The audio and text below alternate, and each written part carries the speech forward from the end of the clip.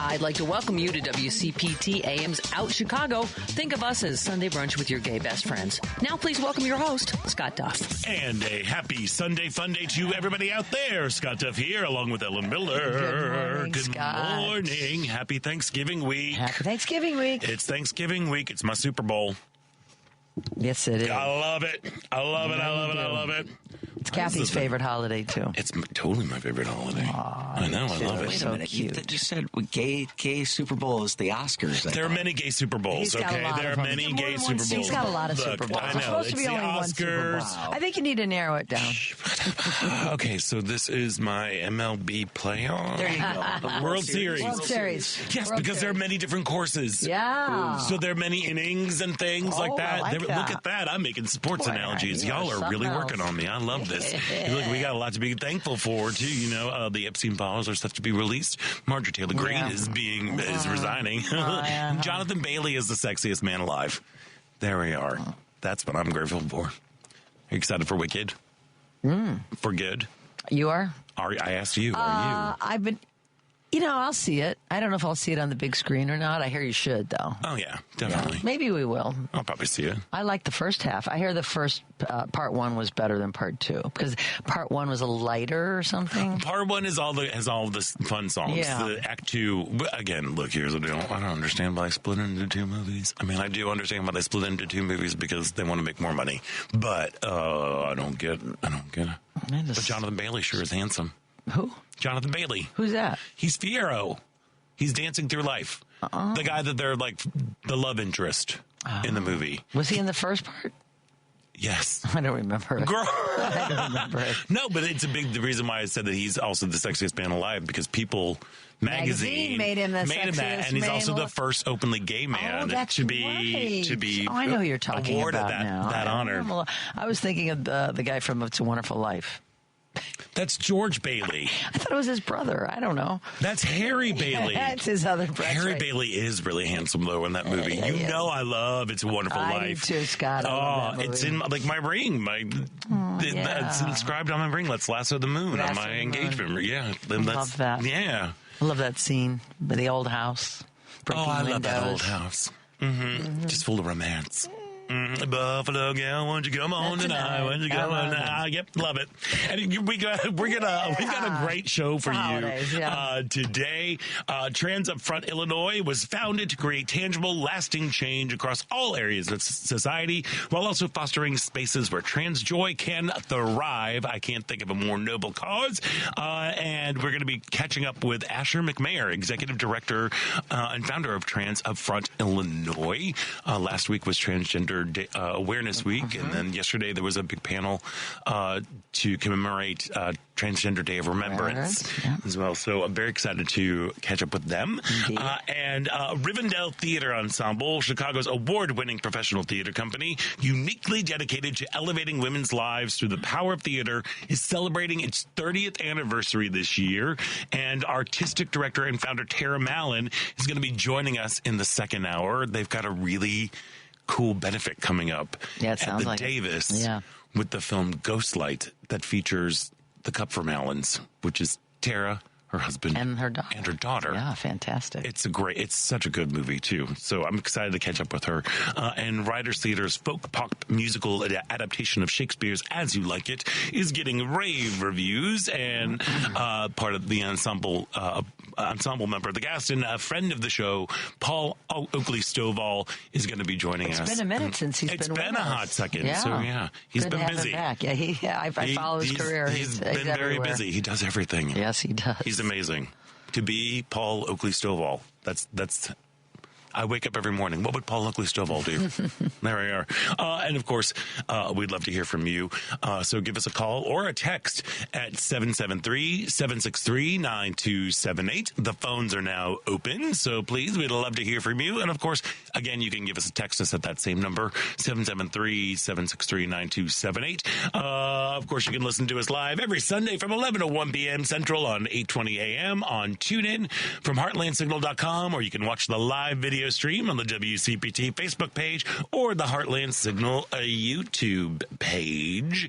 And make sure you visit the Out Chicago page to listen on demand to recent interviews and full episodes of the show. Find subscribe links to our full episodes and featured interview podcasts. Read all about us and see an Out Chicago photo gallery and more. Go to heartlandsignal.com/out-chicago. How are you doing there, Ellen Miller? I understand you had a little bit of a cold. I've had a little bit of a challenging week, but I've had some fun in between. Of course, you know me.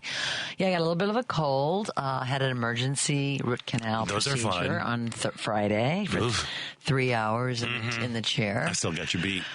Oh, yeah, you do. I still got you beat. You do.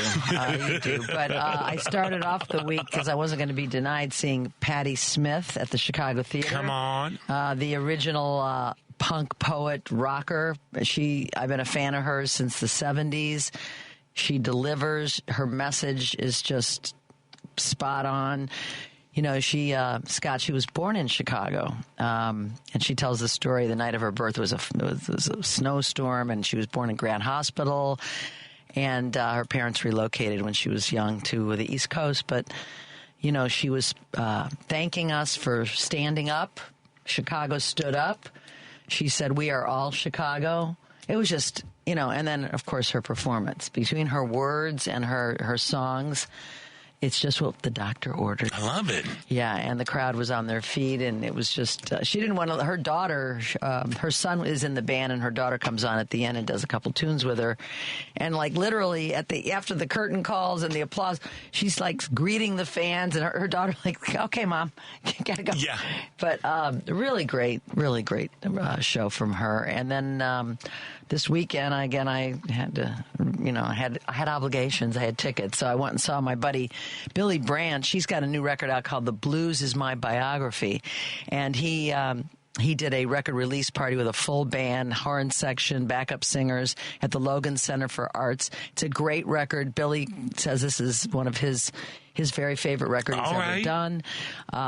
It's fantastic. He's got a song on there, Scott, called Begging for Change with Ronnie Baker Brooks and Shamika Copeland. It's a song that, you know, obviously the title says it all, Begging for Change. And he's got a children's choir from Chicago. All right. They were there for the show. I check it out on Spotify. It was released about 2 weeks ago. Fantastic. And then last night I went to the North Shore Performing Arts Center to see a wonderful rendition of The Last Waltz.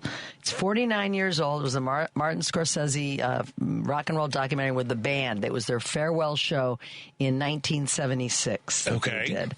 And you don't know about it? I can tell from your face. No, I'm just sitting here trying to go through, like, yes, no, I don't think I do. The Last Waltz. So was it a film that you watched? No, it was a live performance of... The film is a film of the live performance. Okay. But the film was, you know...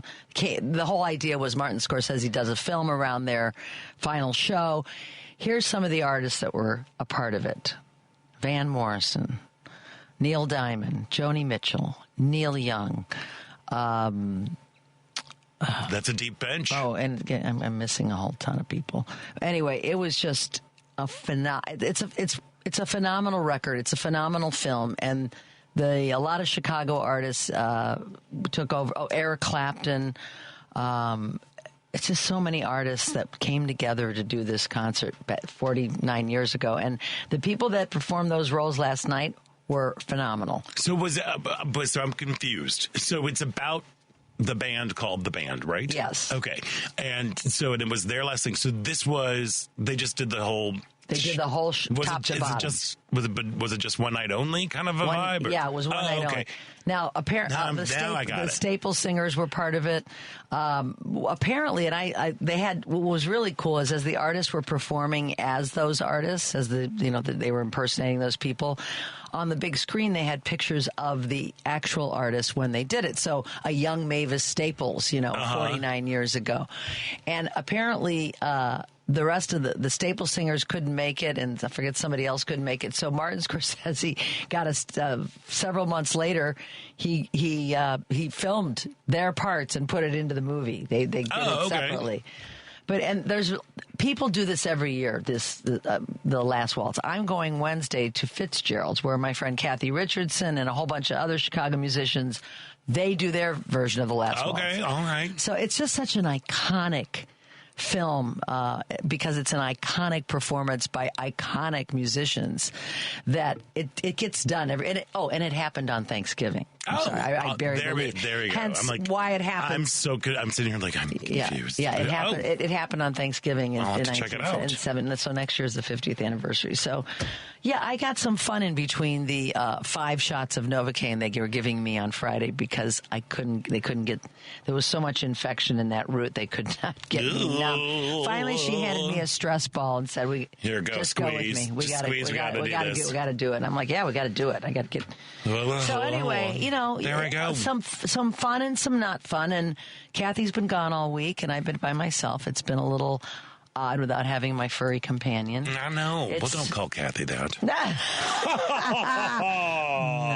Scott. Once a comedian, always a comedian. No, it is. No, I have not been home alone without my dog. Yeah, I don't think. Oh, I know. Look, it was hard, Yeah. and being sick. Oh, I know. Well, I have a friend, like, something's going on with all of our pets, I think, because, like, Emmett is finally kind of, like, he's leveled out, so, and kind of living his best life, but, like, my friend texted me last week, she's like, we were supposed to go see, like I said, we're supposed to go see Amadeus at Steppenwolf last week, but she's like, I have to put my dog down. And I was like, oh, no, that's awful. So, but I've been, like, communicating with her, and she's like, it's weird. I keep thinking I hear her, and I understand. I get that. Mm-hmm. Yeah. It's hard. I literally, at one point, I got up. I was probably delirious from being sick, and I said, okay, Maggie, we're going to bed now. And I'm like, who am I? Oh. It was weird. I don't know. Well, that's what you do. It's part of your nightly routine. And I know. And coming in the back door, and just for 13 years, she was on the couch. We could see her the minute we opened the garage door, and you just can't undo these habits you have that easily, And hey, that's life, guys. That's life. So anyway, it's been a little difficult, but Kathy's on her way home. I'm going to a tree lighting tonight. Ha, ho, ho, ho. Here come the holidays. Yeah, girl, we're about ready to have like a full, continuing the sports analogies, like a full court press all the way down to, it's a sprint to the holidays now, isn't it? Yeah, it is. Because Thanksgiving's so late. It is. But girl, I do love this time of year. Your week? My week's been great, just kind of like doing my thing, and we're hosting Thanksgiving as we always do. As you always do. I had a panic attack on Monday to be like, what am I doing? I have no idea. And then I made a plan of attack on Tuesday, much more calm. I've got my daily activities of what has to be accomplished to get everything ready. But I've also been able to hang out with kind of our own little weird Friendsgivings, kind of. Friday night went over to a friend's house for game nights, where and we're also, I got like way overserved. It was like, oof. It was a fun night. Yeah, it was a fun evening just to be around like people who I really, really I love. Mm-hmm. And so there were about 6 of us there. What does an overserved Scott look like? Or sound like? Or act like? I'm just curious. Well, it depends. Because we see each other sober here. Yeah. It depends. I mean... Do you just get funny? Oh yeah, I just get funny. Anyway. I'm funny anyway because I'm hilarious. Yeah.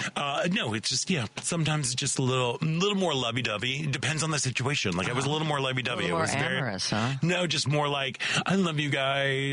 That sort of thing. You all are great. You're my family kind of vibe. Like that sort of thing. Yeah.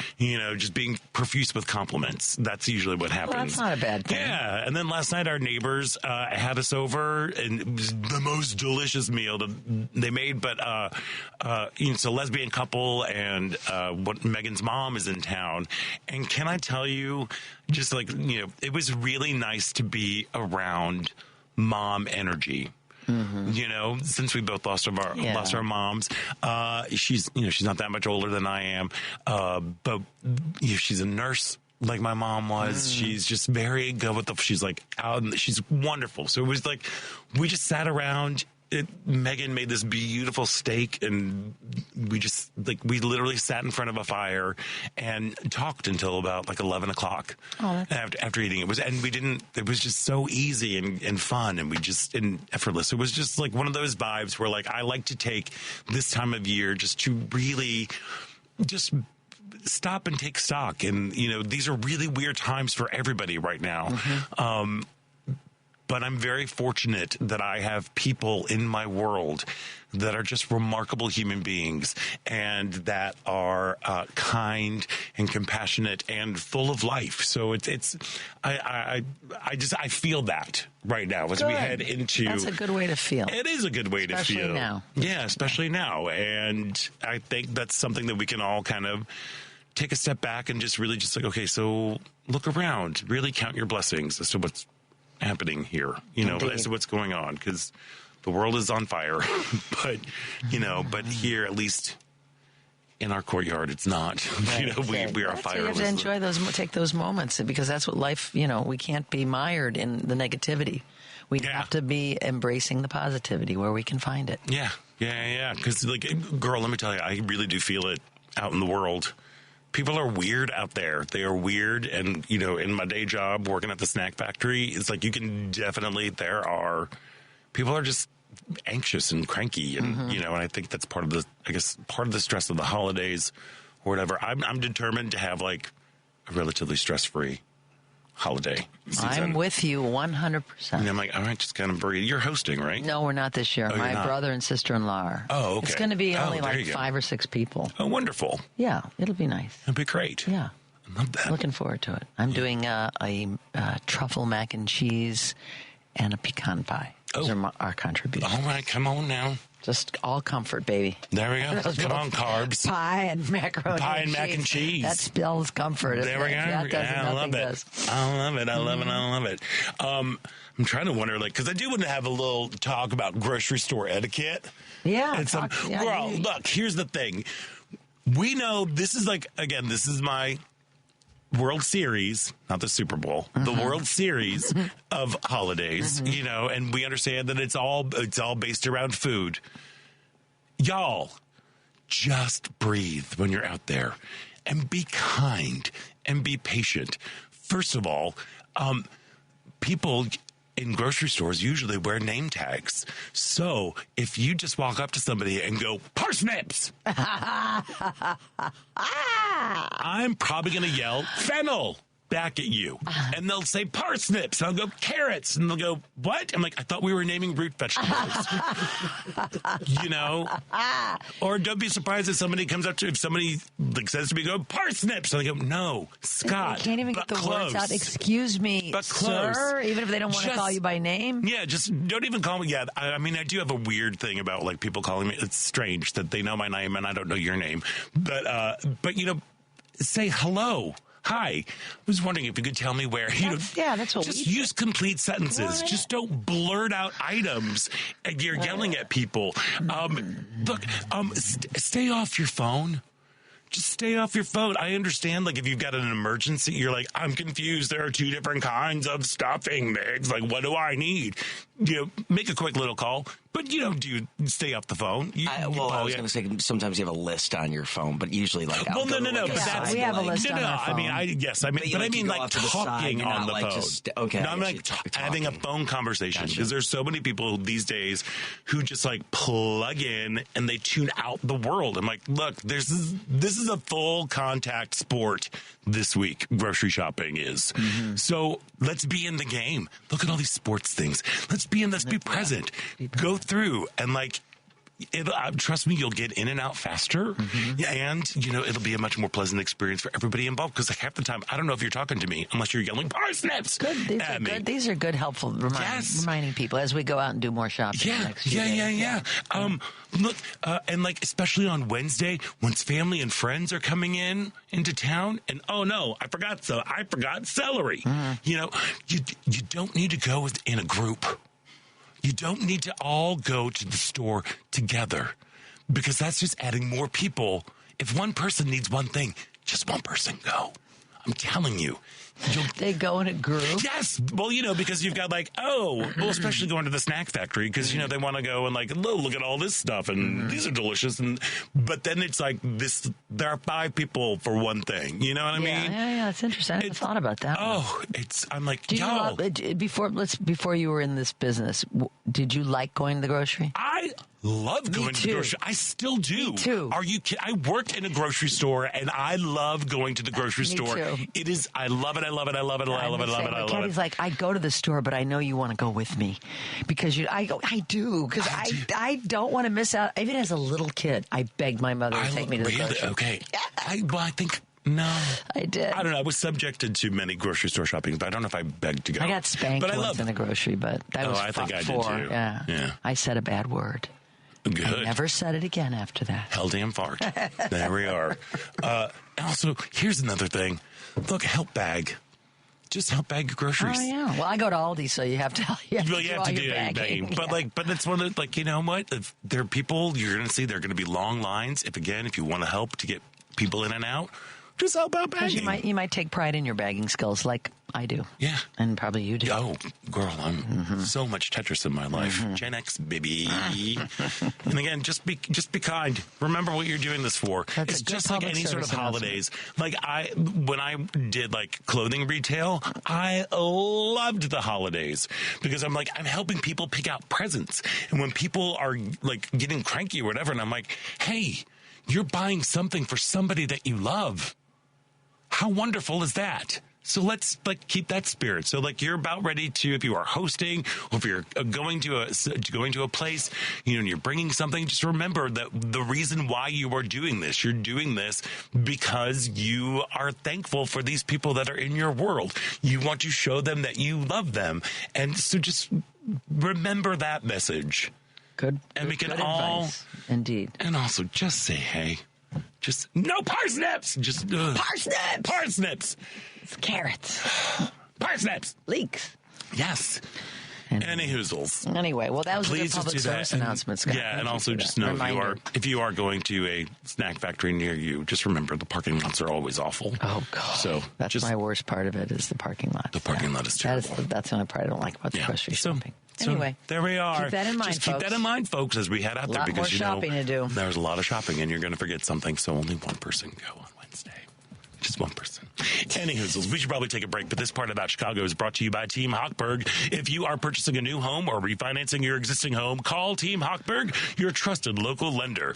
Tim called to consolidate his debt and was so happy with David's advice, he left this 5-star Google review. And I quote, David personally called me regarding my refinancing inquiry. After discussing my situation, David determined I'd be better served securing a HELOC instead of refinancing. David then spent considerable time providing valuable guidance and referred me to KCT Credit Union for a HELOC. David's reputation on radio for genuinely helping others, even when there's no direct benefit to him, is well-deserved, and I experienced this firsthand. Thank you, David, for your time and integrity. End quote. David thanks Tim for his amazing review and strongly encourages everyone to read Team Hochberg's nearly 600 5-star Google reviews. David helped Tim and thousands of WCPT listeners, but he can't help if you don't call 855-563-2843 or visit the website you know and love, 56david.com. That's 855-563-2843 or 56david.com. Lower.com, equal housing lender, NMLS 1124061. We are going to take a quick break, and when we come back, there is more Out Chicago right here on WCPT Heartland Signal. Hey, this is Kathy Richardson, America's sweetheart from Jefferson Starship, and you're listening to Out Chicago. Welcome back to Out Chicago. Scott Duff here and Ella Miller rolling along. It's beautiful out there today. Oh, yeah, it is. It was, on top of all the other things I kind of had to deal with this week, what a gloomy bunch of days. Oh, girl, I know. I'm like, it's too early for this. It's too early for the no sun thing. If you're depressed and sick and then you got that weather, it's a triple play that is not fun. Right. But the sun's out today. The sun's out today. It's stunning. Yeah. It's beautiful. Yeah. And we're celebrating a really horrible, absolutely horrible week that Dear Leader Ding Dong had. For that, I'm truly grateful. Yeah. Girl, he went through it. Yeah, he did, but he's Teflon man too. We know. Oh yeah. I mean, so Epstein files are set to be released. The whole legislative break. Oh yeah, go ahead. Yeah. I have zero faith. Oh, none whatsoever. Zero. There's no way he would have agreed to this if he didn't have his people just completely washing it, completely redacting it. Well, they're going to say there's going to be the investigation on the Democrats. So we can't. I have no faith. I really. This is It looks like it's a win. My heart tells me it's not a win. Yeah, we're not going to learn much about him. No, I don't know. I don't think. But I don't know. But one thing that was really, really interesting was the vote. There was one goofball. One goofball. Thank you, Clay Higgins. Ugh. But like horrible. One person. So that just on its face, just from like a pure, like, let's look at it from a visual point of view, is not good for him at all. No. And people are like kind of maybe finding it back. They say maybe, but I don't know. They're so weak, the Republicans. They are so afraid of him. They are so not wanting to be primaried or talked about negatively that they just kowtow. But maybe this is a bridge too far for a lot of them, the way he's been acting. I don't know. I don't know, but they seem to kind of at least pretend to do the right thing. They did. Unless, and of course, I'm not holding my breath for the next, 27 days? Is it now 26 days that they have to release it? Yeah. Not doing that, but all right. But then also we had the newly elected New York City mayor, Mamdani, was amazing. I couldn't believe in the meeting in the Oval. What did you say about him before? But you can tell him what you said, which was he was a fascist. I mean, I couldn't believe that he encouraged him to. Yeah, it was one of those things where I listened to the whole thing, like as it was happening. Where it was like, so I'm like, oh, whoa, all right. Like, and he was great, I thought. Well, so I didn't see all of it. I saw clips, but. That's the whole thing. It's the clips. It's the clips that are going to get everybody. It's like if you hear the whole chunk, because that's when they were just focusing on the fascism stuff and the fascist stuff. And he's like, I don't know. It did not. It was just really interesting to me. And it's just very apparent that Ding Dong is quickly becoming a lame duck. Yes. Earlier in his presidency. Like, people are just kind of having, it seems, at least people in the country, we talk about this all the time, the people in the country are like, what? No, we're done. No kings. This is stupid. Like, you have fascistic tendencies. You are ignoring the balance of powers. You're just grabbing and doing things whatever you want. And people are like, no, we're done. We're done with this. So, and it seems 38% approval rating. That's pretty darn low. It's pretty darn low. Yeah, there are. So and it also seems like the GOP is kind of grappling with the idea of what the party stands for now that we're almost 1 year closer to getting rid of this mother trucker. Actual, or like, are we going to do actual policies, or are they going to continue this personal grievances, vendettas, and culture wars? Like, it seems like, I don't know. I'm also not taking big stock on the fact that Marjorie Taylor Greene announced that she's resigning, because that, for some reason, just also seems really super calculated. She said that she announced Friday that she is stepping down, resigning, which has been a huge, upheaval kind of thing, because she's been coming out. She's been clashing with Ding Dong. She was the staunchest supporter of him. Yes, she was. And like the biggest cheerleader, but she's saying, she's citing stuff about there's the Epstein files, and he's spending all this time. And healthcare, and he's spending all this time out of the country instead of what happened to America first. And I'm like, okay. Again, we're in the upside down when I'm agreeing with Marjorie Taylor Greene. But then AOC tweeted out on social media, like, she's resigning 2 days after her pension kicks in. Right, I saw that. It's like, she still votes. Yes. Yeah, she still votes basically with the party and what's going on here. And the only thing that I had mixed feelings about her, going. It was nice to finally hear a voice within his MAGA cult challenge him. She's like the only one that was challenging, and now she's going away. And the other thing, she's leaving. She's leaving Congress. The other thing, everybody's all, goodbye, good riddance. And I agree. I don't like her at all. I can't stand her. But if something makes him happy, it makes me unhappy. And he's happy she's quitting. So I can't, it doesn't, Well, it takes the joy away from me if he's feeling happy about it. I think he's only feeling happy about it because for the last 2 weeks, she's been a big thorn in his side. Well, right. That's why I like seeing her being a thorn in his side. I think she'll continue to be spreading her mouth. Like, who knows what she's got up her sleeve. This is I do not trust any of these things. She was, she's saying that she was doing this because she didn't want her family to go through the midterms. Yeah, but then because she's going to be primaried and it's going to be ugly. And she would still win anyway, but she didn't want to hurt her family. That's a lame excuse. Yeah. Now, I was also wondering, because we know his idols are, of course, the Kim Jong-uns and the Putins of the world. Mm-hmm. If he had something on her, and they got to her. I mean, this is nothing. Oh, this is where we are in our world. Yeah. Oh no, it doesn't surprise me. I'm like, what does he have on her? And he said, you know what? I've had enough of you. You're out of here. I'm going to reveal that you're the one that put those little bombs around during January. Allegedly, girl. Allegedly. We can't say that. I'm saying when Trump said it. Yeah. But that was one of the thoughts that came to my mind is that he has something on her and he made her leave. Nothing would.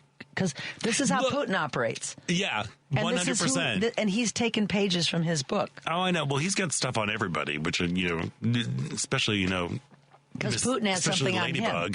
Putin has stuff on him. He has stuff on other people. Yeah. Of course, with Ladybug Graham. Oh, yeah. What's he got on her? Yeah, well, we know. Ladybugs. There you go. But here's the thing that really just gets my. This is why I don't trust any of them. She was on CNN. I think it was just 1 week ago today. It was on Sunday when Marjorie Taylor Greene was on CNN, issuing an apologizing for contributing to the vitriol and the divisive rhetoric and everything. I'm like, girl, you were the one that did. We have to become more. We have to just talk to each other and hear one another. You're the one that did this. You cannot put the toothpaste back in the tube. Parsnips. She is just. People are capable of They are capable of change, but this just also it just seems very suspect about the timing and about all this stuff about I am so sorry, blah blah blah. She is not a good person. Let us remember. Yeah. She promoted QAnon theories. Think Jewish space lasers. The Clintons killed JFK Jr. Obama is a secret Muslim. The Democratic Party is filled with pedophiles and Satanists. Remember all of that stuff? She called the pride flag Hate America flags. She supported legislation to having them removed from U.S. embassies. She said that the Equality Act, which was designed to bring LGBTQ rights nationwide, will, quote, destroy God's creation. She is convinced that we are trying to turn everybody gay and everybody trans. She's been extremely anti-trans.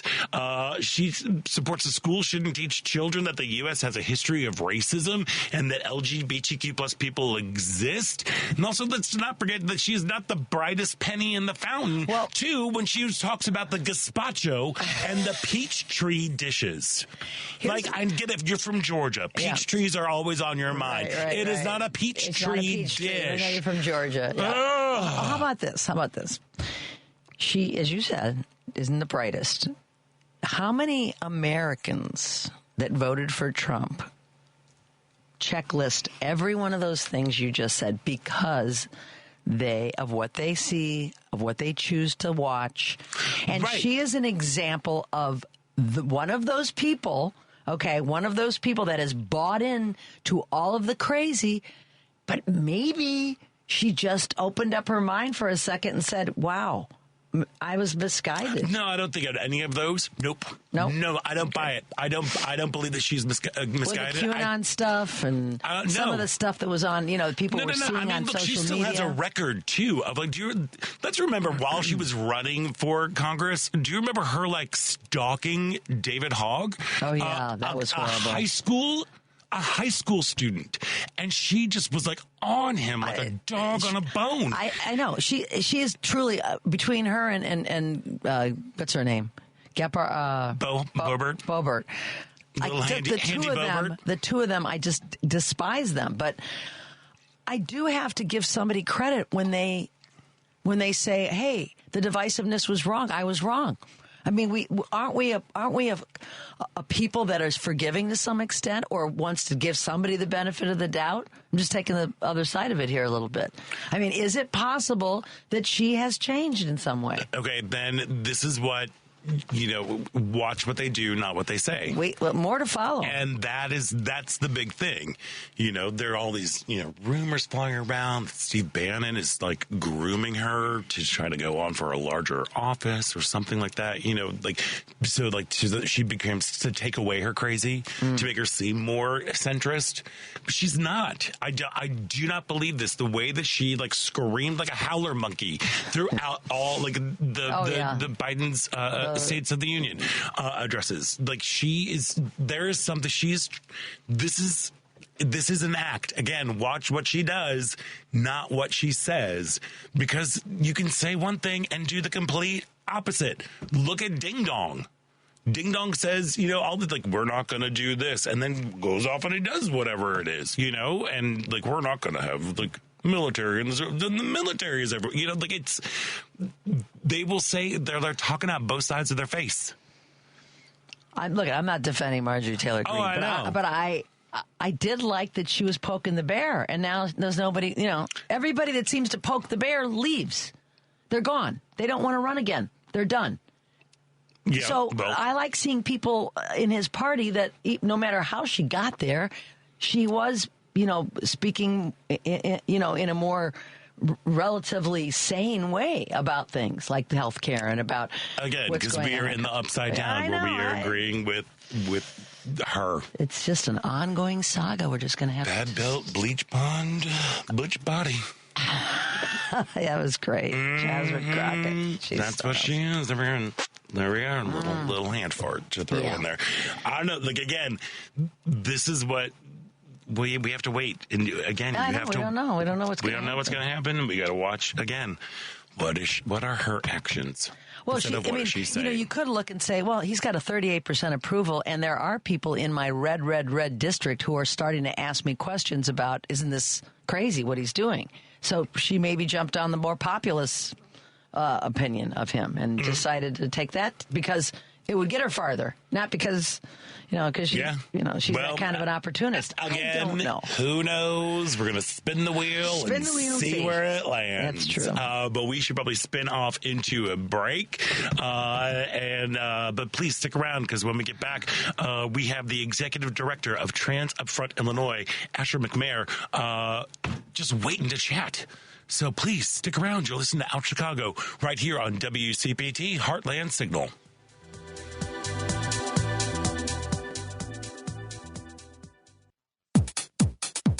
Hi, my name is Amy Sumter. I'm a comedian as well as She's Crafty, and you are listening to Out Chicago. Welcome back to Out Chicago. Scott Duff here, along with Ellen Miller. We're very excited because Trans Upfront Illinois was founded to create tangible, lasting change across all areas of society, while also fostering spaces where trans joy can thrive. And joining us now is Executive Director of Trans Upfront Illinois, Asher McMayer. Asher, welcome back to the show.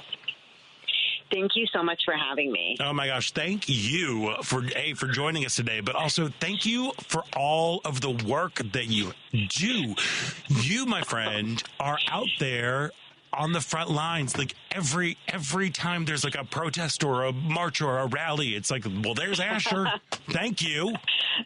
Yeah, I'm just honored to do this work and have so many people behind us within our organization, partnered organizations, and I get to travel this whole incredible state and meet people and hear their stories and figure out how I can help uplift them and make sure that they know there are people still fighting for them, even in light of this administration. Yes, 100%. And you are a beacon of light in light of this administration. Can you remind folks a little bit about the history and the mission of Trans Upfront Illinois?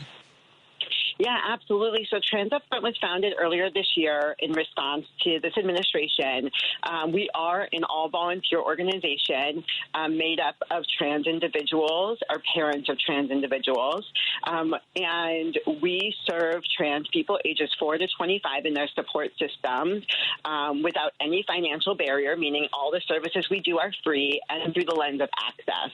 So we meet people where they are and in the way that they need, so that we know that we're helping uplift their trans kiddos, loved ones, etc. And so we do that through advocacy, through protests, through trainings, you name it. We even founded the Gender Affirming Care Navigation System when the rollbacks for Gender Affirming Care started, to ensure that no one is left behind and everyone gets access to the care that they need. And again, not even a year old. This organization. No, we're going to be 1 year old in March. You're going to come to our birthday party. We're going to have a birthday party to turn 1. When is the birthday party? It'll be in March. I'll get you the information. Great. We'd love to have you and everybody else there because we all need some joy. Yes. Right? And so for us, this is truly, we're turning 1. My board keeps joking we're all getting smash cakes. And, oh, my gosh. That would be brilliant. Will bibs be passed out, too, for the smash cake? Yeah, absolutely. You know what? I feel like even if someone gave me a bib, it would still be from head to toe. Right.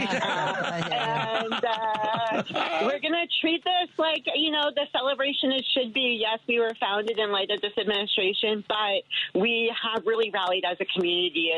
It's opened so many lines of communication with our partnered organizations, with community members, with families. And so even though this administration is trying to fracture us and bring us down, it's really lifted us up and showed us how strong the community here is in Chicago and across the state of Illinois. It really has, and no small part to your leadership. I know I have a couple of friends who are parents of trans kids who have been really grateful to the work that you were doing with Trans Upfront. And every time I'm like, so I'm going to be speaking with Asher, and they're like, oh my gosh, I love them so much. You really are, an organization that is providing such valuable services with such a, and doing such great work in such a small amount of time. I do have to say, I tip my hat to you, good friend. Yesterday, you were part of a panel honoring Transgender Day of Remembrance. Can you tell us how did that go, and what does that day mean to you? Yeah, so the event itself was run by Judge Quinn, who's our only out trans judge in the state, and she approached me for some help on the back-end logistics, but also asked me to sit on this panel with so many incredible people. Reina Ortiz from Task Force, Alexis Martinez from Trans Justice Law Project, and really just came together because Trans Day of Remembrance is all about honoring those that we've lost to violence throughout the last year. Yeah. And we know there are so many still here fighting for their lives, whether that is just the overwhelming fears due to the administration, the uptick in violence from those emboldened in this administration. And we wanted to come together, and Judge Quinn wanted us all to come together to share resources and really make sure that no matter where anyone is and what they need. We had an immigration attorney on the panel. We had, we talked about housing. We talked literally every issue that could impact a trans person or someone supporting a trans person, that they'd be able to walk away with resources, with a next step, with some hope. And so that was the purpose around yesterday, and it was fantastic. We really just felt the community in the room. Even in the heavy conversations, we left with hope, and that's all we could ask for. Asher, how can everyday people, not just policymakers, support trans youth and disabled trans adults right now? What can they do? I think step one is just being an active listener and remembering that no two experiences are the same, and showing up. We always say that being an ally is an action word. So what have you done lately? And that could be something, if you have financial means, donate to an organization. It could be showing up to a protest. It could be donating clothing in your closet that you no longer use, jackets, scarves, to Center on Halstead, to Task Force, to Brave Space. I mean, there are so many ways right now we could be showing up for them, and it's really about each person's capacity. We know that this administration is attacking people from all ends, and we want to be aware of where our own personal capacities are as well. And so just making sure that you let your trans friends, family members, know that you're here for them and that you are an ear for them anytime, and ask them what they need, because no two people are going to be the same. Good advice. Thank you. Yeah. So, again, Transit Front Illinois is still in its first year, conquering the world, which is great. I know you provide an awful lot of services, but there's one that really jumped out to me was the parent and caregiver support groups. Can you talk a little bit about that?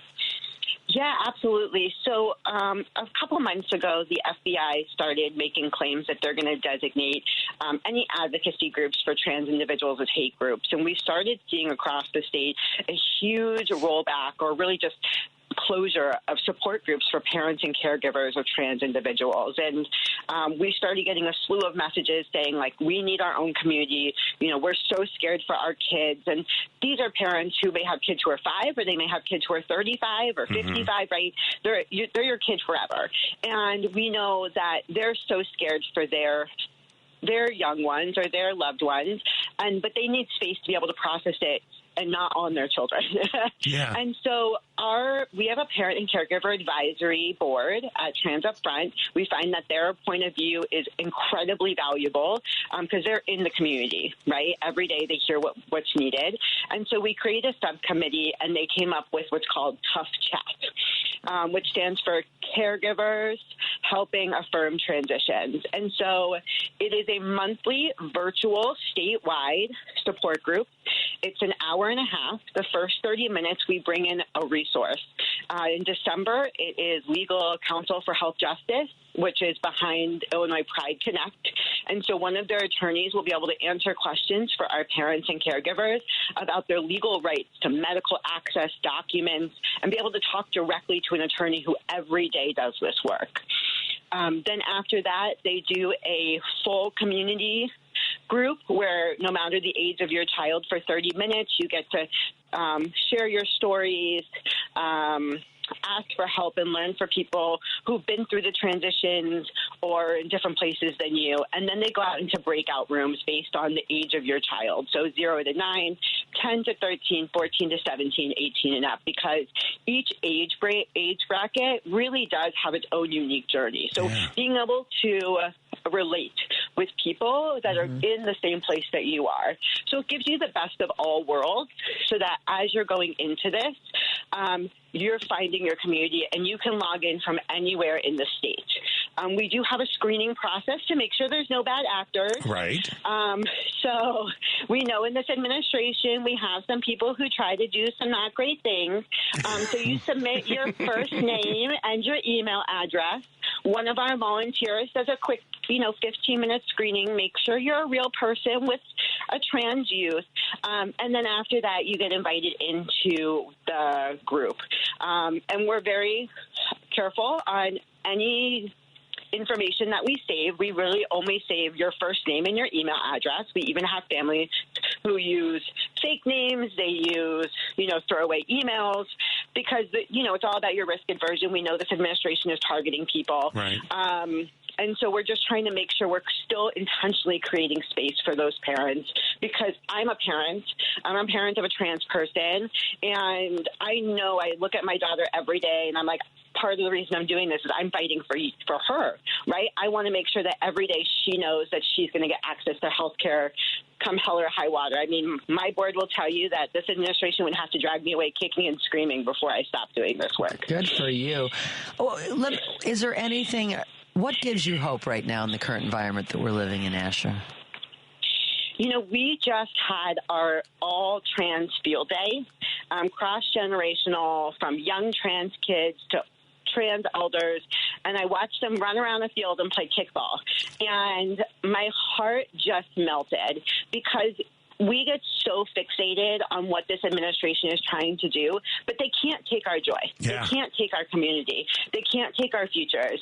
Trans people have always been here, and they'll always be here. And my goal is to make sure that every trans young person grows up to be the incredible trans adult they're supposed to be.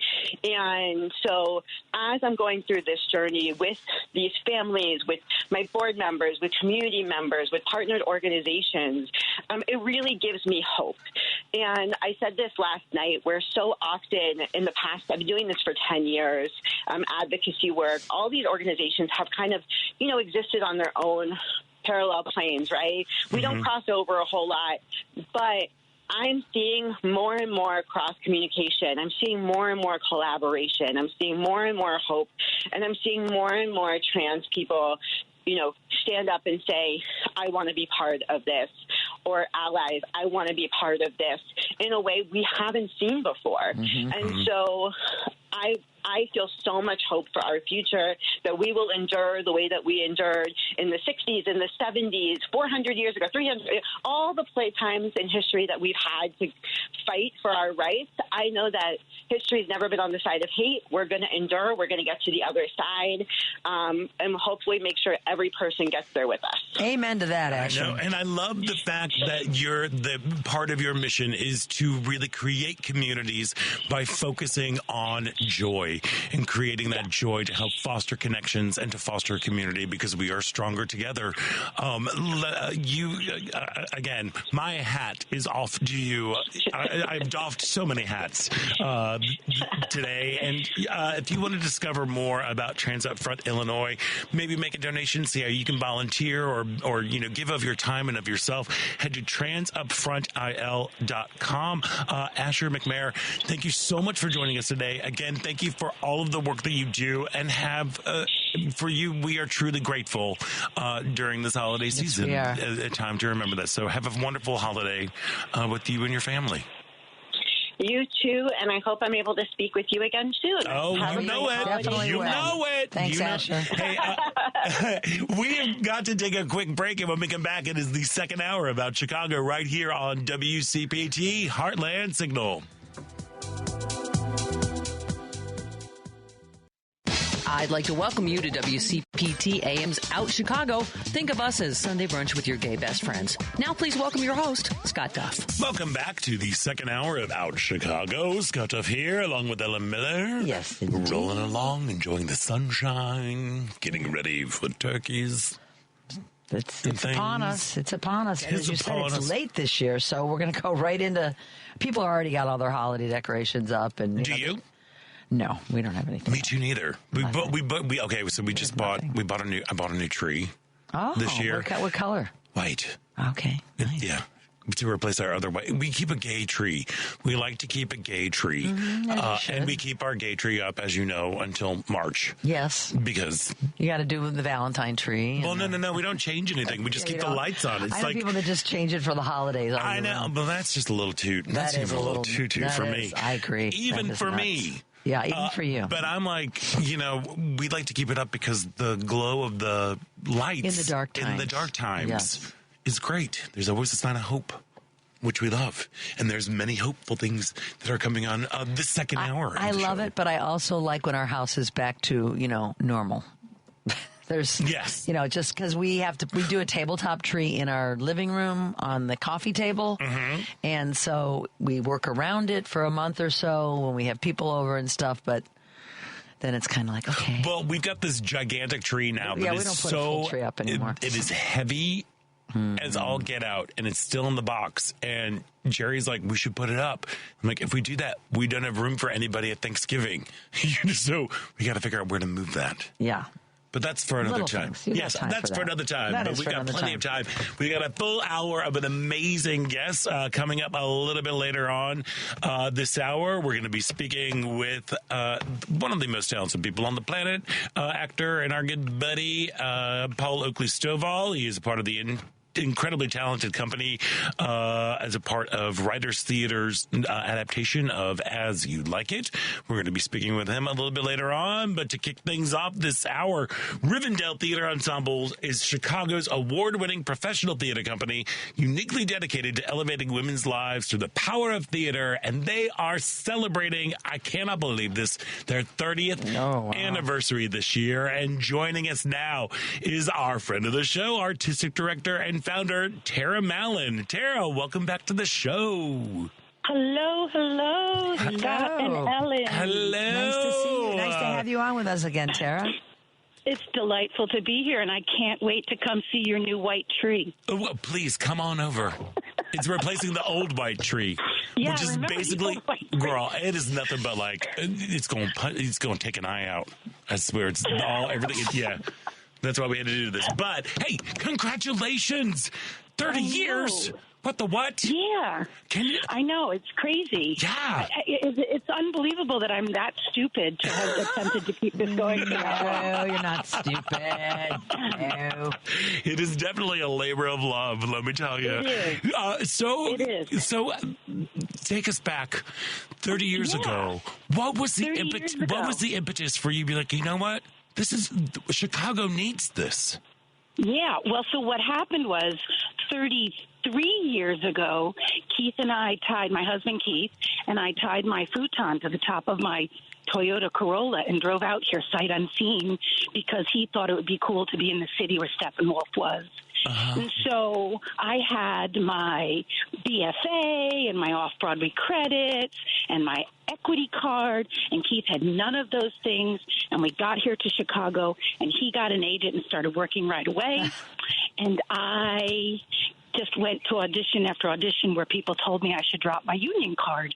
And so I spent about a year being just angry, being angry.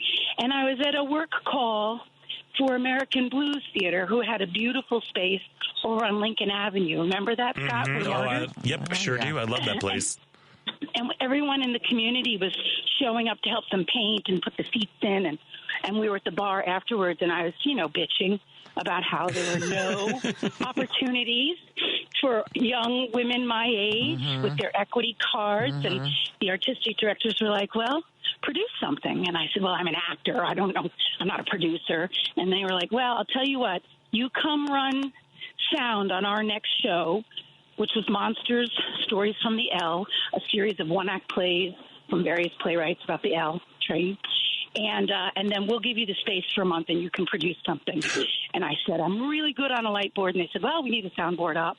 I almost single-handedly ruined their show. Still gave me the space for a month. Yeah. And where would that happen but Chicago? Right. Like, who in their right minds just gives their theater for a month to somebody after they almost ruined their show? Right. People that believe in you, Tara. They saw what was there. They knew. They saw what was there, and also I have to say the reason we are here 30 years later is on the shoulders of some greats, of some real greats. American Blues. Famous Door brought us in to do this workshop at the Women at the Door Festival, and that's when we did this play called Wrens about women in World War II that we ended up producing, and that really galvanized us as a community, and we became a company. But then, Martha Lavey always made time for me to sit in her office and ask questions. Yep. And there was the Visiting Company Initiative that so many of the smaller companies got to be a part of and learn from, and you would, every time you got to do a show in the garage, you grew exponentially, So, and Sandy Shinner at Victory Gardens, who let us come over there and has remained one of my great mentors. And, so I feel like it is a tribute to my direct community at Rivendell for sure that we just keep plugging away, and my smarts, because I surrounded myself with amazing artists who really care about women's stories. And also, we're here now still because we're part of this incredible theater community where you are encouraged and supported in ways that are very intangible sometimes, and very tangible sometimes.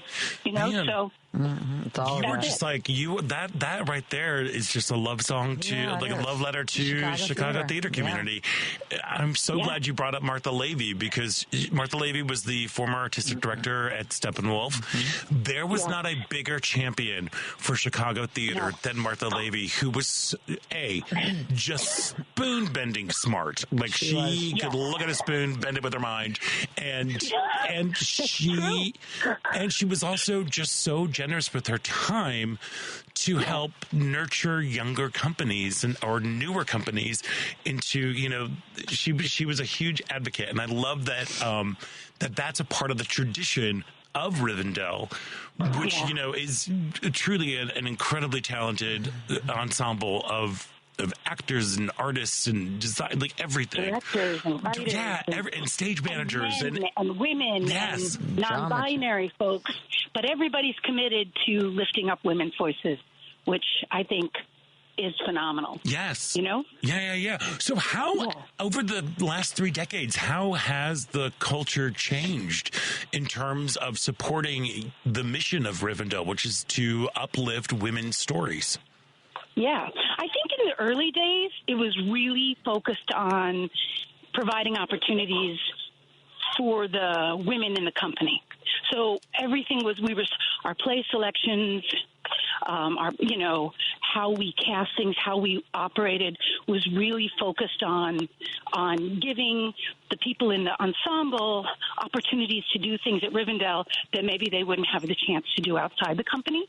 And then as we grew and matured, I think what we were offering the audience became more and more important with each passing year. So now I feel like our mission is twofold. One is to provide audiences with new plays. We do all new work. Sometimes it'll be a Chicago premiere, but it's always something you've not seen in Chicago before. And more than often, it's a world premiere. It's something we've either devised and brought from the ground up or working in collaboration with the playwright to share with audiences for the first time. And all of those productions, I hope, really are provocative and encourage audiences long after they leave the theater to have conversations about the themes in the play and how we can lean in and make the world better. Yeah. Look, art. How can we can't really affect change if we can't first talk about it, right? Yeah. So, I mean, art creates empathy, and empathy creates change. And that's exactly at the heart of everything that Rivendell does. And it offers new perspectives, right? Yeah. Like, I think specifically at Rivendell, oftentimes the depictions of women and their lives you see in most mass media or commercial media is very two-dimensional. And I have found, and certainly that's why it's important to me to keep this company going, is that that's less than satisfactory, particularly when more than 60% of the theater-going audience, for example, is comprised of women. And so they should have opportunities to see authentic depictions of their lives and challenges, which are universal. And Tara, the one of the shows that still stays with me for the last couple of years that you were in was Mother House. Yeah. Oh, I'm sure it does. That was fantastic. Just want to eat everything up on that. I think it's so it good. It stays with you. Yes, too. and I think of you every time I put together a charcuterie board. Oh, good. An amazing charcuterie board, too, might I add. No, that was classic. Yeah, it was fantastic. But all the shows there are just like not and thought provoking. So, what do you have in store? I know we've got a benefit, which we're definitely going to be talking about. But what do you got in store for the 30th season? I want to say too that Mother House, we developed that over 2 years with Tucky, the playwright, throughout the pandemic. And then, so by the time we got to the production, we had all been living in that play for such a long time. And we learned so much about how that time, that gestation, is something again, it's an intangible, but you can't put up a show in 3 weeks the way we lived in that play for 3 years. You know what I mean? It showed, yeah. Is anything? Yeah. Is Tucky have anything that they're working on right now? Tucky has a new play that she's working on that I'm hoping we're having a chance to workshop later this year. I don't know much about it, except that it's very Tucky and very interesting and not like anything else anyone's ever seen. I can't wait for it because I love her writing. So that's something really. Oh, my gosh. Yeah. Me too. Good to hear. So we have this incredibly ambitious season lined up. Right now, we're in the middle of fresh produce. So I'm on my way, literally walking with my daughter to the theater right now, where we're working with 4 new plays, and 3 of them very nascent that began just as ideas. And we're surrounding those core artists with a team of really gifted theater artists to help get their projects to the next place, whatever that place might be. Right. Well, good for you for doing that. We go into rehearsals for the first show of our main stage season, which is a world premiere play called Pivot by Alex Lubisher that's looking at really the invisibility of Midwestern farmers and how detached we are as an urban community from how our food makes it from farm to fork, and also the challenges that face women trying to carve out a life for themselves within farming communities that are traditionally, male-dominated fields. Like when you think of farmers, you don't necessarily get an image of a woman in her overalls doesn't pop into your mind. Right. There are many, many women out there doing this incredible work and also leading the charge of bringing us towards more organic farming and urban farms and making progress in food deserts. So the play is really kind of looking at that through the lens of a very specific family. So super excited about that. That goes up in mid-February. Then in early May, we open our second world premiere of the season, which is a new play by Melissa Ross called Do Something Pretty, that I like to say it's kind of like the girl version of This Is Our Youth. It's really looking at a coming-of-age story of these 2 sisters, one going into high school, one graduating high school and sort of moving into the adult world, and she's really on the precipice of being a child and an adult, in that kind of murky area, and how they're navigating that, and it's looking at consent, this idea of consent post Me Too, and how it's changed and how it hasn't. Super excited about that. Yeah. That's going to be my daughter, Catherine Malin-Couture. Perfect. Is going to be playing one of the lead roles. Nice. Yeah. And so this is her first time navigating a lead role at Rivendell. So we're super excited to support her with that. And then we have a third world premiere coming up in September called Bonnie's Last Flight, written by the amazing, gifted, and hilarious playwright Eliza Bent. And this play is looking at the airline industry and a woman who is on her last flight. She's a flight attendant and has been a flight attendant her whole career. And she is trying to figure out what her next chapter is going to be and is on the last legs of her final flight. It's going to be very interactive with the audience.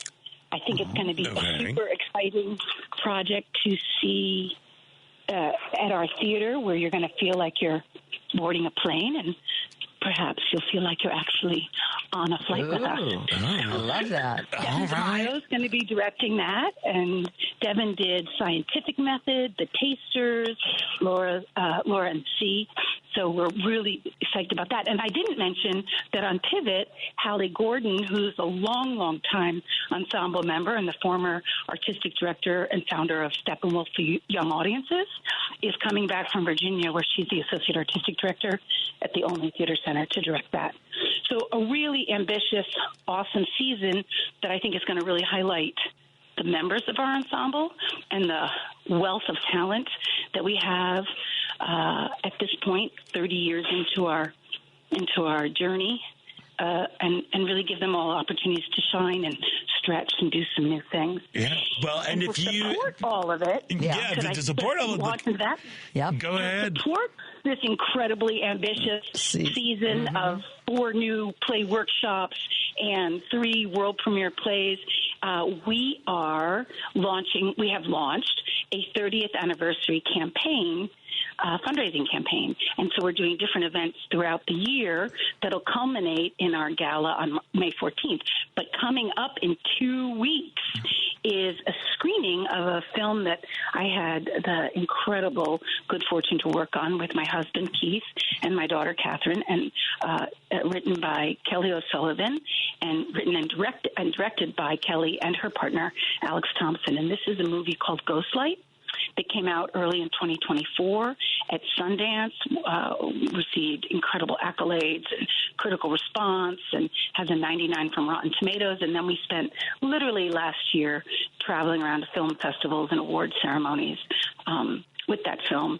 So it's a one-night only screening of Ghostlight to benefit Rivendell Theater Ensemble on Tuesday, December 9th. At the Davis Theater in Lincoln Square, and I'm really psyched about that. Tickets for general admission are $50. All proceeds directly benefit Rivendell, and there's some tiers too. If you want to pay $250, you get to come and to a VIP cocktail party with all of the artists before the screening. And if you want to pay $500, you get to come to the cocktail party, see the movie, get your popcorn and your soda, and also get invited to a very sneak peek preview screening of a new film by Kelly and Alex that I'm not allowed to talk about. Oh, okay. Very mysterious. Get you in trouble. That sounds fun. As somebody who has seen Ghostlight and was just, I'm like, the entire time I just kept going, I know them, because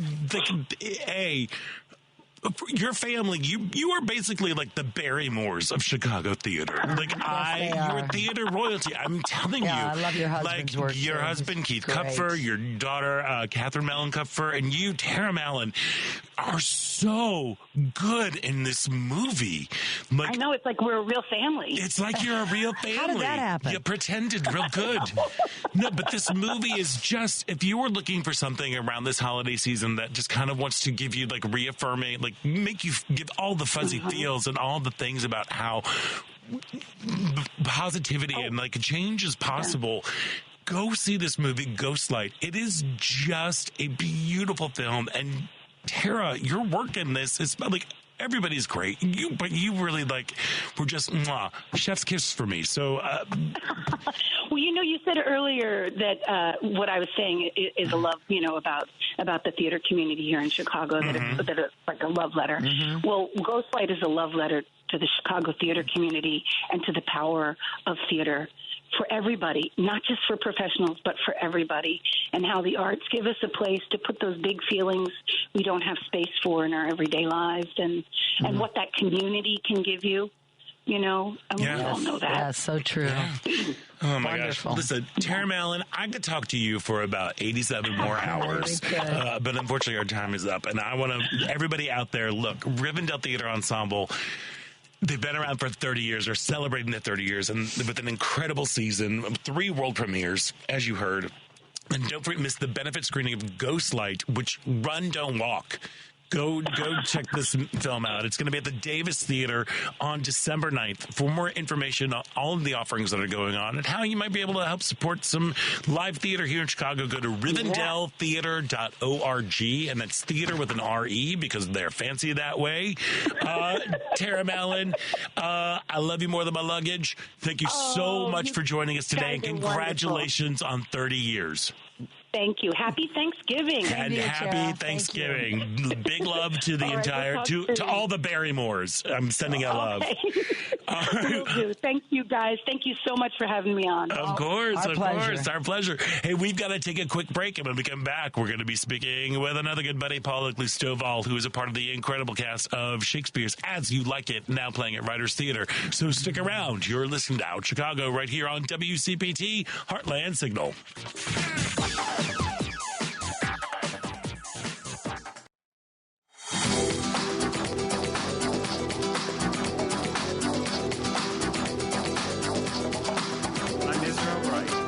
National Gay and Lesbian Sports Hall of Fame. Welcome back to Out Chicago on WCPT. And welcome back to Out Chicago. Scott Duff here, along with Ellen Miller, as we roll along on this beautiful day, being inspired by art and creativity. So lucky. So lucky. And Writers Theater continues its 2025-26 season with a folk pop musical adaptation of William Shakespeare's As You Like It. The show is getting rave reviews, and joining us now is one of the talented members of the show and our good buddy, Paul Oakley Stovall. Paul, welcome back to the show. Hello, old friend. Hello. How are you? I am well. I'm doing better now that I get to hear your voice. How are you doing, my friend? Well, you know, lots of tea, lots of ginger, lots of honey, and this is our last show of the week. So, and the Chicago weatherman, what is happening? Right. I mean, you know, we're happy. We're happy that today feels like whatever, nice and warm, but it's not good for the body to keep going. Wait, is it cold? Wait, is it rainy? Wait, is it? That's Chicago. Is it cold or rainy? Oh, I know. Yeah. And on that note, I need to stop acting brand new. I'm from here, so I know what to do. Yeah, come on, Paul. You know how it goes around here. Yeah. First off, congratulations. Folks are just goofing all over As You Like It. Can you tell our listeners a little bit more about this adaptation? Because it's not your traditional Shakespeare. Or is it? Not at all. I was going to say it is and it isn't, but you know what? It isn't. Selena Taub has done something really smart. I don't know her personally, but I feel like she's taken the Shakespeare play that she must have an affinity for, but decided to focus on the parts of it that are more about joy and friendship and love, and wrote some incredible songs to go with it. So we get a lot of Rosalind and Celia. We get some gender swapping and roles for the love stories. So it feels very modern. And it's just like it's like when you go to one of those galas and you know you're not sure you're going to eat, but the appetizers are all delicious. So you're like chasing the waiters around to get that one. You know, there's so much to chase and taste in the show. How does this adaptation with music change the way the story is told? Well, some purists will say, they had to cut so much of the Shakespeare text, the delicious Shakespeare text. So the first thing that I would want viewers to know is that you may not hear everything that you want because they're telling that part through song. Mm-hmm. So it feels like a traditional musical, and we've even modernized a lot of the text. But those special Shakespeare lines will poke through to remind you of the genesis and the core of the story comes from Shakespeare. Good to know. Yeah, well, but Shakespeare and music kind of go hand in hand. I mean, you know, age is the poetry of the language right there, and there's often music within these shows. What was it like in the rehearsal room as you all were navigating this new way of telling this story? Well, it felt very comfortable to me because I come from musical theater, and this is only the second Shakespeare I've ever done. So, I come from a place of music is the way in. Mm-hmm. So for me, it felt easy. Should we call someone else to get on this to tell you about it? I mean, for me, it was simple. Yeah. Mm-hmm. Like most musicals, you talk and talk and talk until speech doesn't do it anymore, and you break into song. Yeah, yeah. And so that makes sense to me. Yeah, 100%. And there's something I love As You Like It so much, just because it's like, for some reason, I have this vision, isn't it? Or it's Orlando, right? Who's just like roaming around the forest, just like, see him just writing love poems and sticking them on trees, just like such a tortured soul who wants love. Yes. You know, it's like there's something just so kind of grand and big about Shakespeare that I think also lends itself to being a musical. Because like you said, when you run out of words, you got to sing. And in a world where cynicism is the mood du jour, it's so nice. It's so nice to be a part of something where we come here every day and we're allowed to feel good and embrace grace in a non-sarcastic or wink-wink way. We just are in these moments finding joy. Even, there's some relationships that are unrequited, and that's okay too. So it's a wonderful space to be in, and to give this gift to the audience. Yeah, I mean, talk about a gift. I love it. I just go and be, because the musicians are live on stage with you. It's like an immersive kind of experience.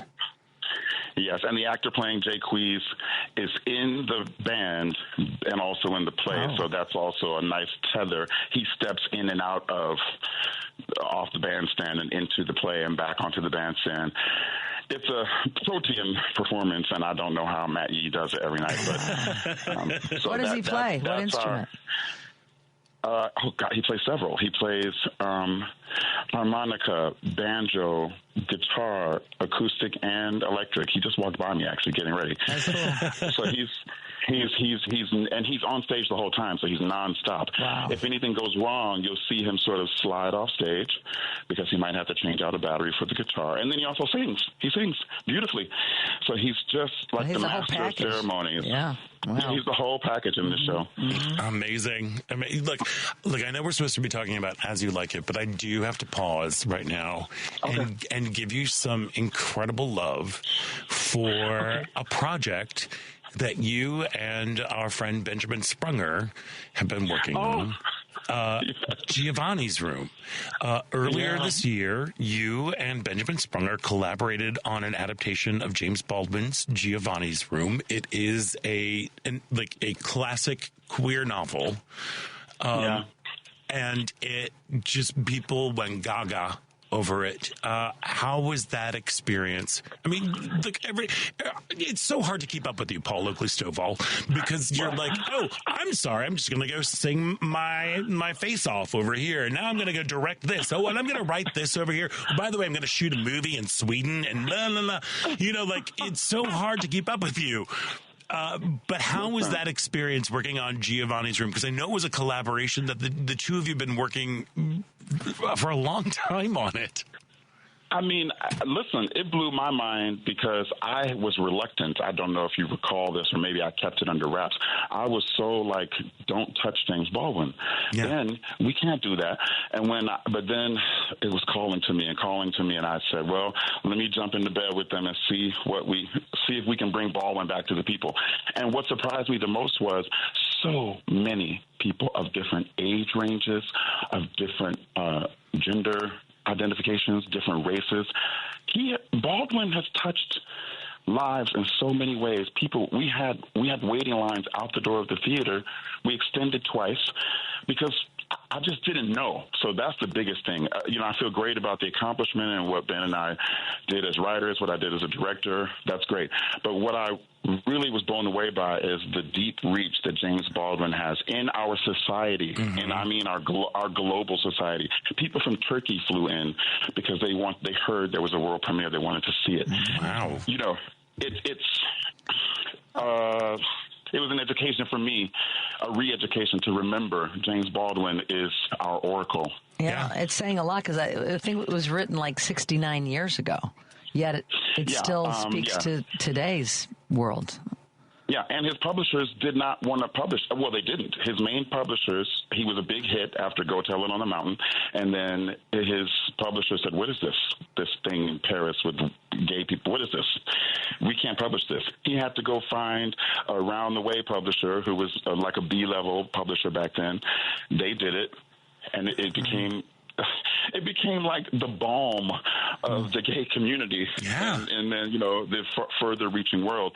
There were like gay men in their 70s and 80s saying, this was the book we passed around in college, and we all took it for a week, and you had to get it done so you could pass it to the next person, in a brown paper bag, Wow. Yeah. They were all there. And that was like, I remember my first encounter reading it. Like, I read it in college, and it just like blew my mind. Yeah. It was something about it was Baldwin's writing and his ideas are just so beautiful and vibrant and alive. He had the audacity to make us complicated. Yeah. Just that's the thing that's missing. It's not that we want to be shown as perfect. We just want to be shown as complicated. You know, yes, there are gay people who do this and that. Yes, there are gay people who are. But it was a complicated story, and that's what I think thrilled everyone. Yeah, 100%. Are there? I mean, I know, like, again, as you said, it extended. There were lines at the door. There was a great write-up in a little paper called the New York Times. Do you know? Is there any talk of future productions with this? There's talk. You know, it's complicated. Gotcha. That's my new favorite word today. With the estate and all of that, and I have such a high level of respect. I've gotten to know some of the family now, so that's exciting too. But it is complicated with launching into a larger space. So we'll see. But it's not that it can't happen. Right. It's just, all right. I just thought I would ask on that because, you know. But maybe. Everybody's wanting it. Then it'll happen if it's meant to be one of these days. Yeah. That's right. I know, but in the meantime, you can go check out the awesome talent that is Paul Oakley Stovall, along with other awesomely talented people, singers, actors, musicians at Writers Theater. You can soak up all the love in the Forest of Arden for their musical December 14th. Through December 14th. Got a little time to see it still. So please get out go there and do it. And again, I think it's the time of year when we can just soak up some love. Yeah. You know, feel all that joy. Yeah, exactly. It's not a specific holiday show, but it gets into those holiday feelings of loneliness, love, going for it, healing rifts that may be there. Siblings coming back together. It has it all. It's got it all. Wow. It's got it all. Yeah. And it's got walk. Paul Oakley Stovall back too, in town. So if you want to find out more information about As You Like It, head to writerstheater.org. That's theater with an R-E, because just like Rivendell, they too are fancy. Paul Oakley Stovall, you fill my heart. You are a true inspiration. And I hope I get to hug your neck while you're still in town. Thanks for Me too. I know. Thanks for joining us Paul. today. Good to Go hear have a your great voice. show and take care of those pipes. Lots of ginger, lots of lemon. Yeah. It's in my hands. All right. Go for it. All right. Have a great show today, and thank you for taking time out to come on our show. We love you.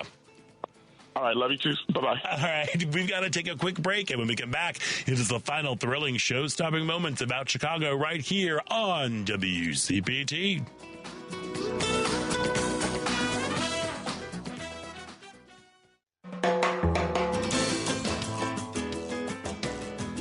Hi, this is Renee Taylor. You're listening to Out Chicago, WCPT 820. And welcome back to Out Chicago. Scott Duff here, along with Ellen Miller. I wonder how Renee's doing. You know, she's up there in age. I haven't heard her. I hope she's doing well. I hope she's doing well, too.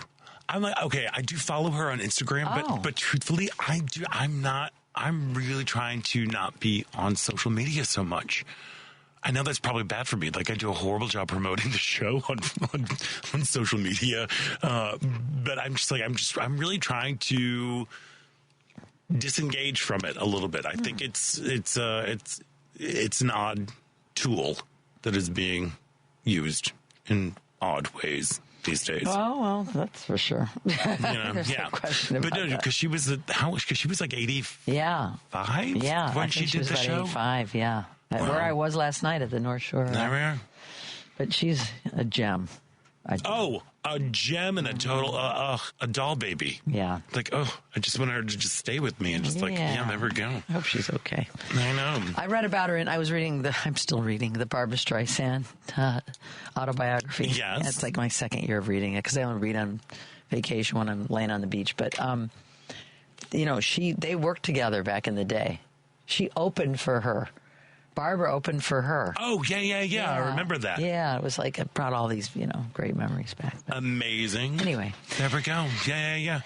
Hey, this weekend, Out Magazine, if you remember that, they celebrated 2025's Out 100, honoring the most impactful and influential LGBTQ plus people. Kind of big and fancy. Yeah.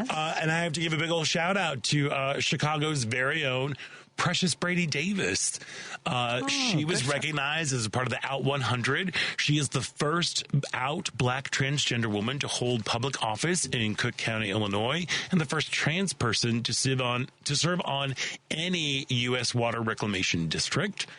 So it was great to see her. So well deserved. She is a force. She is everywhere. She is. She's Visa everywhere you want to be. Everywhere you want to be, and that is an honor that is well deserved.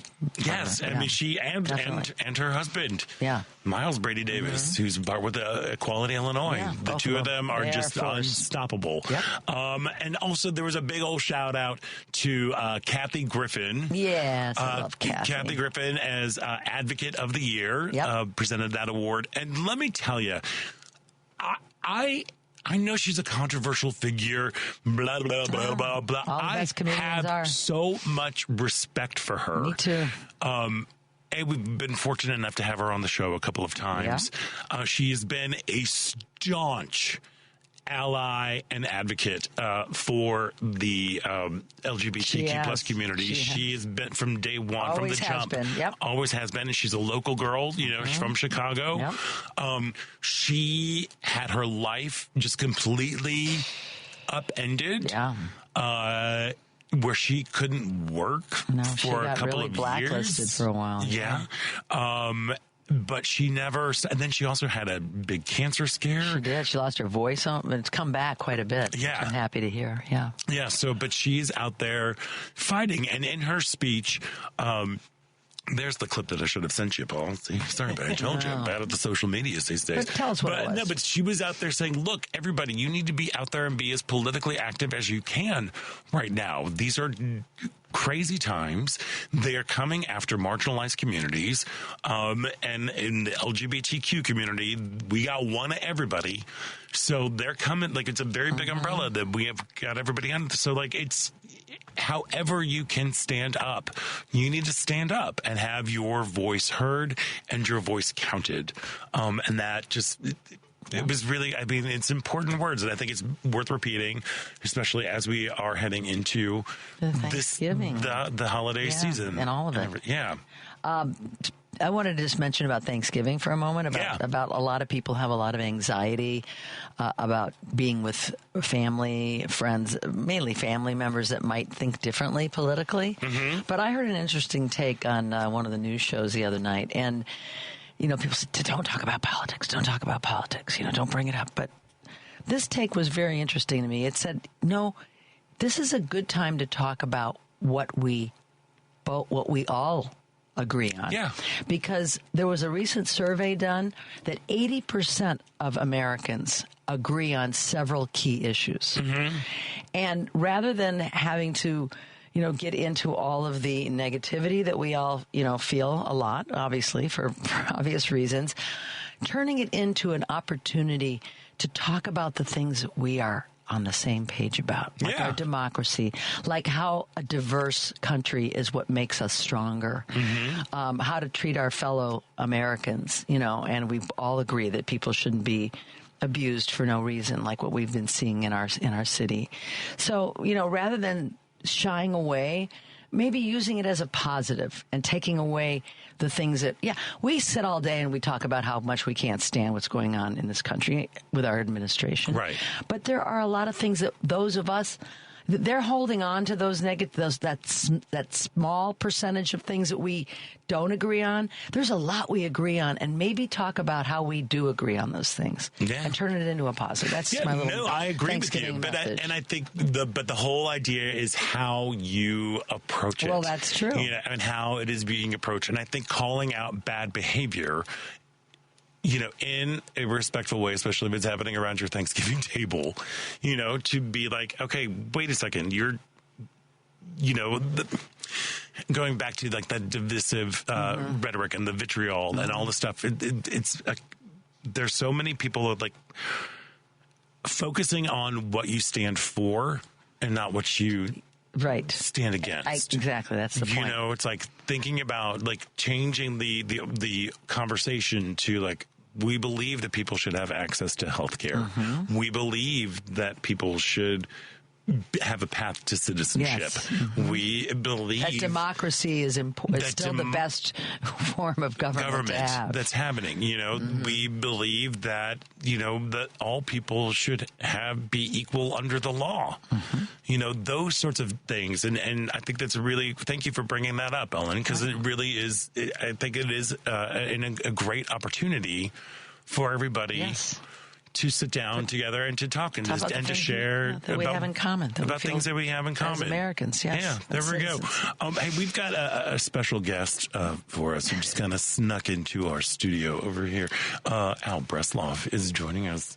You can hear him every Sunday from around the town. Right after us. How are you doing, my friend? I'm doing great. I'm getting ready for Turkey Day and you know, just seeing all the family and seeing everybody that I haven't, because I have no time to see anybody. Because you're going to shows every night. I go to plays or restaurants every night. But I wanted to do another challenge with you guys. Okay, come on now. Chicago versus around the town of Chicago. And basically, to gain weight, we're going to do a bakery this time.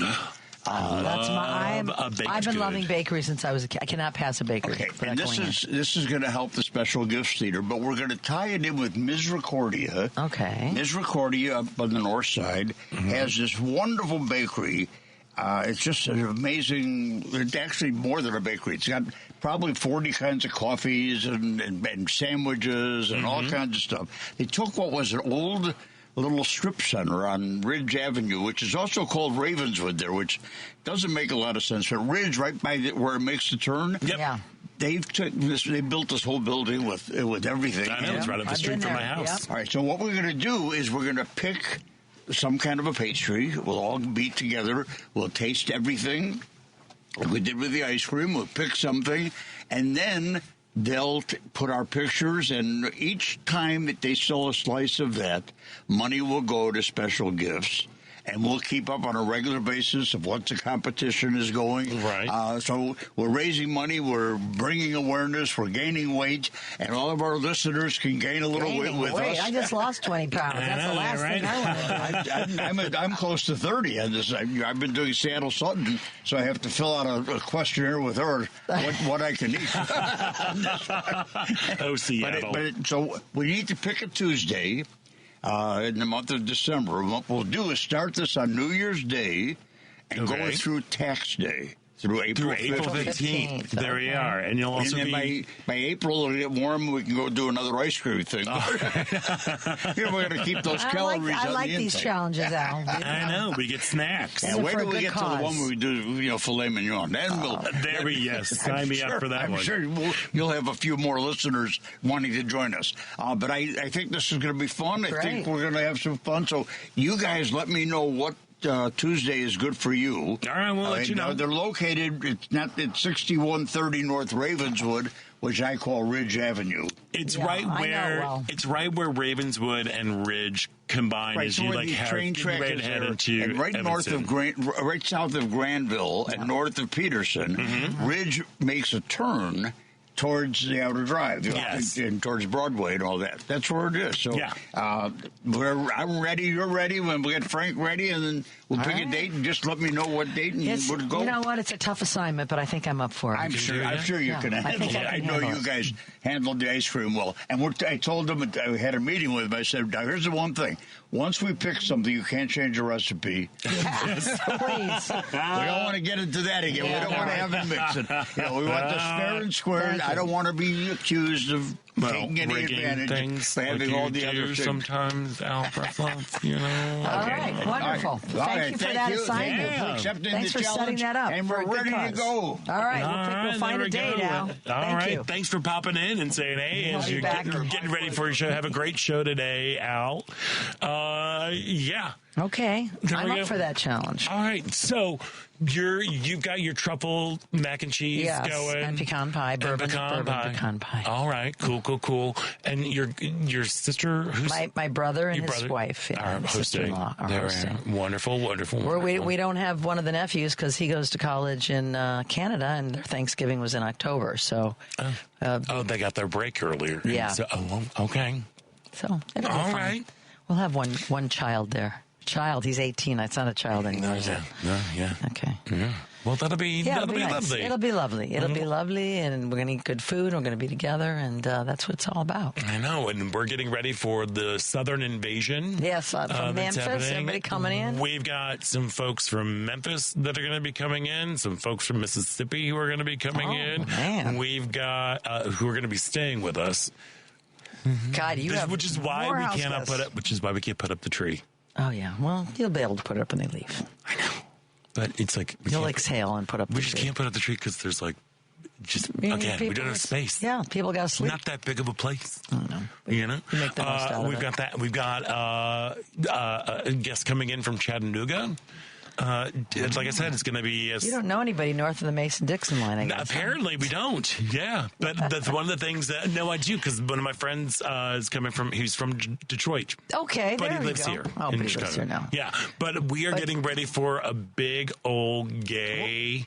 A queer Thanksgiving. Now, will they make dishes and bring dishes, or is it all on you guys? Oh no! Yeah, we've assigned some. Okay, some stuff's going on. Take a little pressure off. Yeah, take some pressure off here. You know, and Southern cooking. I mean, you got all these Southerners; they must make some good stuff. Yes. Mm-hmm. Well, again, I complain about this every year. I take 3 days making this meal, and then my friend Kever shows up and makes these stupid mashed potatoes that are so. What's the secret? It is a carrier for butter. It basically is butter, cheese, it garlic, is basically a potato flavored butter. Yeah, they're phenomenal and they're amazing, and he should get all the credit. But I work for 3 days to make the rest of the meal, and nothing happened. Oh yes, it happened. People appreciate your food. Do appreciate. Oh, I know. I'm just being silly. I know. Wait, I was going with something. Oh yeah, but we've got this big old queer Thanksgiving. It's great. We've got. I think there are a total of 2 straight people that are going to be there, but one of them is basically a gay man. Mm-hmm. Our friend Cecilia, who we've had on the show, she's basically a gay man, and then our other friend is the parent of a trans child, and we've got some other trans kids are coming over, and it's going to be just a big super duper queer. It's going to be a rainbow coalition. I know, and it's good. But here's the one thing that I'm a little worried about because it's supposed to get colder this week, and they're from the South. Tell them to bring a jacket. No. You don't understand. Oh. Like 58. That's cold. Freezing. Yeah, I know how these Southern people are. Yes. My blood's thin now. Yeah. Oh, come on. Well, it's not now. It's always been thin blood. Right. But they like to sleep I can't sleep with a hot house. I can't sleep. What's your perfect sleeping temperature? 68. I know you're already cringing right there. I have a heating pad and heated booties, so I don't mind it cold. Because you're also always cold too. Yeah, I'm always one of those always cold people. I am. But for that, I am truly grateful, and I'm very grateful that I'm going to be having a house full of people who mean the world to me. I'm so happy for you. That we are we've been able to take time out to take stock of what really is important right now in our world. It is the people that you surround yourself with. It is the community that you encourage, that you engage in, that you continue to lift up. It is the people that make you a better you. And I am so very grateful to have those people in my life. I feel very grateful to have these people working on this show, that we all do that. We try to lift each other up and make the best show possible. I'm grateful for you and you and you and you too, all of you that help us here today. Yes, so and every Sunday. Yes, so yeah, I love this time of year because it really does. We're kind of being forced indoors. We start to kind of embrace the cozy. Start embracing the cozy now. I'm telling you. Hugga. Hugga. The hugga. Yeah. embrace the yoga. I got my tree. I'm going to be getting some more candles. I've got 4 bundles of firewood in my car right now. Keep those fires going. Keep the fires going. And, take some time to soak up love, soak up some gratitude so that you can refill the well to continue dealing with this gigantic, dumpster Beautiful fire. words, That is our country right now. So we really hope that you have a fantastic holiday season. Accentuate the positive where you can. There you go, and eliminate the negative, and don't mess with Mr. In Between. But that is it for our show today. I want to thank all of our guests, Asher McMahon, Tara Mallon, and Paul Oakley Stovall. Speaking of Paul, thank you so much for running the show. You've been in here today. Henry, thank you so much for doing what you do back there. Ellen Miller, I'm so excited that you're going to be reunited with that furry friend of yours. I'm sorry. Sweetie's going to be back. Sweetie's going to be there. It's my Thanksgiving gift. I know. So Sweetie will be back. I hope you have a wonderful Thanksgiving. Thanks, Scott. Same to you, Jerry. And I'm Scott Duff, and until next week, stay proud.